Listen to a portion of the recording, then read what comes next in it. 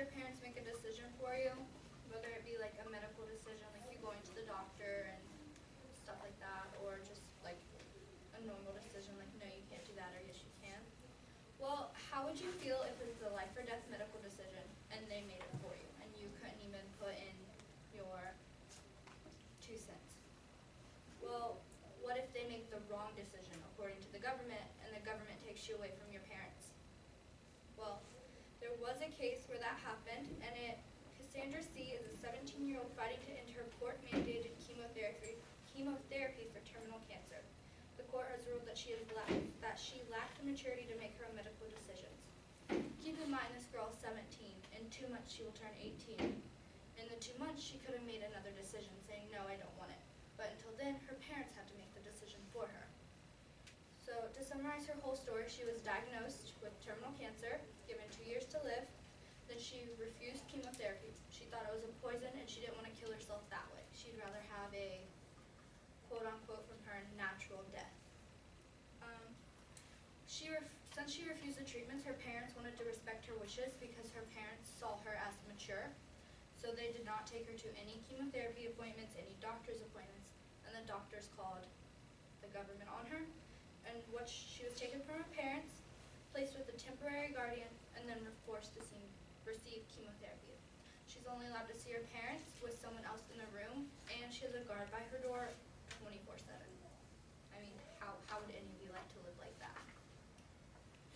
So, although her family loved her and wanted just to respect her as a person, the government took her away like a piece of property. Like, they owned her, they wanted her to receive this treatment even though it was their choice. Because of her age, legally she is a minor, so the government sees minors as unmature. Like, we can't make our own medical decisions, or we can't make any decisions for ourselves. So, also she had another right that was taken away from her when the government then proceeded to take her away from her family, which is body autonomy, which means you have control over your own body. No one else can tell you what to do with it. So, allowing teens to make their own medical decisions is best for their own maturity in adulthood. So, one issue that I had is that teens are not property. We are not allowed to be owned. Our parents don't own us. We are not something they can have. Well, they do have us, but I mean, like, we have the same rights as others. Like, parents are not free to do with their children as they please because children are not property. They, meaning the children or teens, are not owned. It's an article I read called Hypocrite Speaks. So they're supposed to guide us through our life. They're not supposed to tell us to do this, tell us to do that. You're supposed to be able to talk to your parents and discuss possible situations with each decision you have. And like when it comes to medical decisions, they should have like a list of things you can do to correspond with your age. Like, by the time you're 17 or 16, you should be allowed to make your own doctor's appointments and pick up prescriptions for yourself as long as you have your driver's license and stuff like that. Like, they should not do everything for you. And with allowing you to make your own decisions in life, they are giving you valuable skills you need in adulthood, such as planning in advance, making choices for yourself, and being held accountable. A second issue I had is that teens are mature enough to make their own sound decisions. Like, who's to say I'm mature and you guys aren't, or you guys are mature and I'm not? No one matures at the same pace or the same pace. So, I mean, when are you technically mature? And because teens are seen as not mature, we're not allowed to do anything for ourselves. Like, at 18 years old, I'm 18, and I honestly don't feel like I'm mature as I'm going to get. I feel like I have more room to grow and learn and be mature in my life. And, I mean, they say that we're not mature, so we don't have right to make a medical decision, but I mean, they're only giving you a split second to make it. If they would give you more time to make a medical decision, as a teen, we could make what's best for us. I mean, it affects us in the long run anyways, not our parents and not anyone else. And then I found a study that argues shows that when a teen has more time to make their own choices rather than having a split-second decision, they tend to make the more mature choice. And a final issue I have is that everyone has the right to body autonomy, which, like I said before, is the control over your own body. By age 16, you have the guaranteed right to body autonomy. And then an article I found by topic analyst says that by age 14, teens have reached the point where they are capable of making any decision and that are at least up to par with the decision-making capacity of young adults. So by 14, most of us are able to make a decision of a 21-year-old. Some possible solutions I have are, these are more directed towards the parents because, I mean, solutions have to come from them before they can come to us.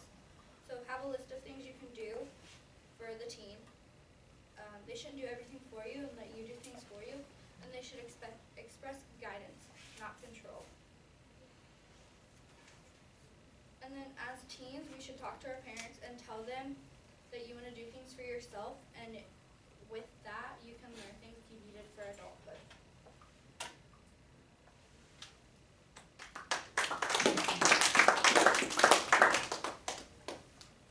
For people who get like emancipated before they're 18, do they have like different rights? I read something on that. There's still like different like levels of things you can do. Like I know abortion, age 14, whether you're emancipated or not, you can have one. But like with the cancer thing, like making that decision, I'm not sure. So you said like in 2 weeks she would have been 18. Is she still in that? Like 2 months. Oh, 2 months. 2 months. Is she still in that person's house or is she? Yeah. She turned, I just read like an update on the court case. She was said to be immature still, and so she will receive treatment until like her treatment is over, whether she is 18 years old or not. How can they force her to have treatment? Like hold her down? I honestly don't know. It didn't say. They just said they force her to receive treatment and that she's in a children's hospital where she will receive treatment. Here. Since she's 18, can she choose where she wants to live then? It didn't say.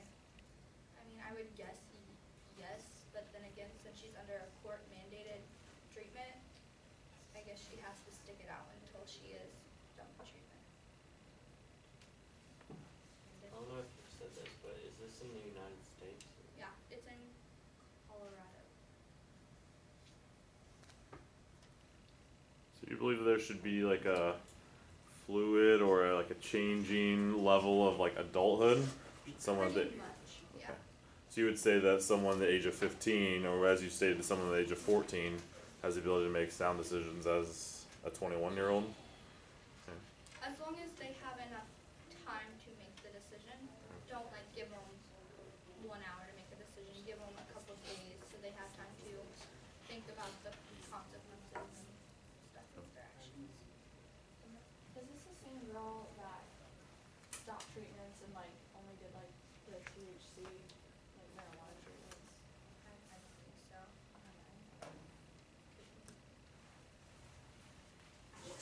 Since she's going through the treatments, since her parents didn't like admit her in for her treatments, are her parents being punished as well by the government? I think they have a fine actually for negligence, but I don't think they're going to